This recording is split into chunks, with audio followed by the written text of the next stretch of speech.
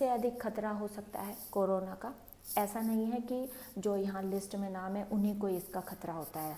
हर किसी मनुष्य को, हर स्तनधारी को, हर पक्षी में, हर किसी को जिसकी शरीर का प्रतिरक्षा तंत्र कमज़ोर है, जो उचित खान पान नहीं करता है, जो समय पर खाना नहीं खाता है, जिसने शरीर अपने खान पान का ध्यान नहीं रखा, जो अंदर से कमज़ोर है, उसको कोरोना का खतरा होता है। इसीलिए खान पान का ध्यान रखना बहुत ज़्यादा ज़रूरी है।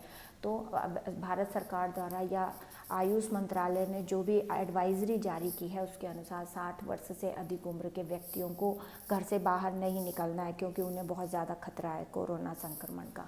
0 से 10 वर्ष तक के बच्चे, अच्छा ये दोनों के दोनों बोलते हैं ना, बच्चे और बूढ़े दोनों एक से होते हैं, उनकी बुद्धि, उनका शरीर एक बराबर होता है। जैसे 10 साल तक के बच्चा कमज़ोर होता है, उसको जल्दी से बुखार जुकाम हो जाता है, उसी तरह से 60 साल से अधिक व्यक्ति से अधिक उम्र के व्यक्ति भी बच्चे की श्रेणी में आ जाते हैं। उनके शरीर का प्रतिरक्षा तंत्र कमज़ोर पड़ने लगता है डे बाय डे। इसलिए 60 साल से अधिक उम्र के व्यक्ति, 0 से 10 वर्ष तक के बच्चे, गर्भवती महिलाएं जो प्रेग्नेंट हैं, जिनके शरीर में एक और जान पल रही है, क्योंकि वो कमज़ोर होती है, उसके शरीर में एक और जान पल रही होती है, उसे भी इन्फेक्शन का डर बहुत होता है। इसके अलावा जिसे दमा है, जिसको सांस लेने में बहुत ज़्यादा तकलीफ़ है, अगर वो इसमें से कुछ एक हो जाएगा तो वो क्योंकि उसका शरीर पहले से ही कमज़ोर है। और शुगर का पेशेंट, अगर किसी को शुगर है, या कोई हार्ट का पेशेंट है, किसी को अटैक पड़ा है, बीपी का पेशेंट है, जिसको ब्लड प्रेशर है, उनको कोरोना का बहुत ज़्यादा खतरा है। स्वस्थ व्यक्ति से ज़्यादा खतरा इन सब पेशेंट को है। कोरोना कैसे फैलता है, अब हम ये देखेंगे कैसे फैलता है।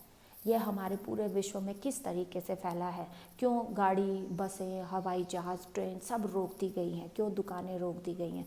क्योंकि जब हम किसी भी कोरोना संक्रमित व्यक्ति के पास रहते हैं, उसके आसपास खड़े होते हैं, तो हमें संक्रमण होने का खतरा होता है। क्यों फैलता है? क्योंकि इसका जो विषाणु है वो हवा में रहता है।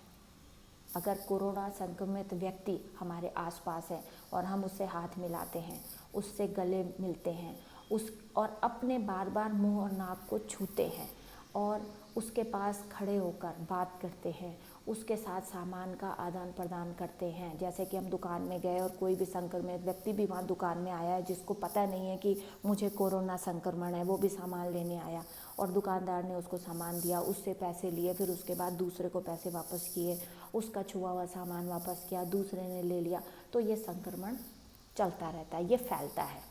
और उसके द्वारा थूकने और छींकने और खांसने से जो थूक के कण हवा में फैल गए, मिट्टी में फैल गए, सामान पे पड़ गए, और उसकी छुई हुई वस्तुओं को कोई स्वस्थ व्यक्ति छूता है, सार्वजनिक वस्तुओं को जब हम छूते हैं, जैसे दुकानदार का जो शोकेस होता है उसको छुआ, उसका दीवार छू दी, रेलिंग छू दी, बस का हैंडल छू दिया, इन सब चीज़ों को जब हम छूते हैं, हम अपने मुंह में मास्क नहीं लगाते हैं, जब हम हाथों को बार बार नहीं धोते हैं, तो हम कोरोना से संक्रमित हो सकते हैं।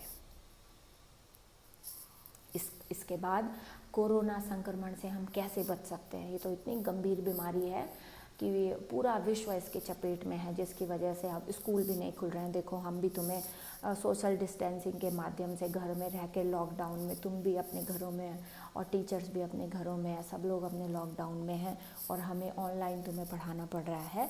तो कोरोना संक्रमण से हम कैसे बच सकते हैं? तो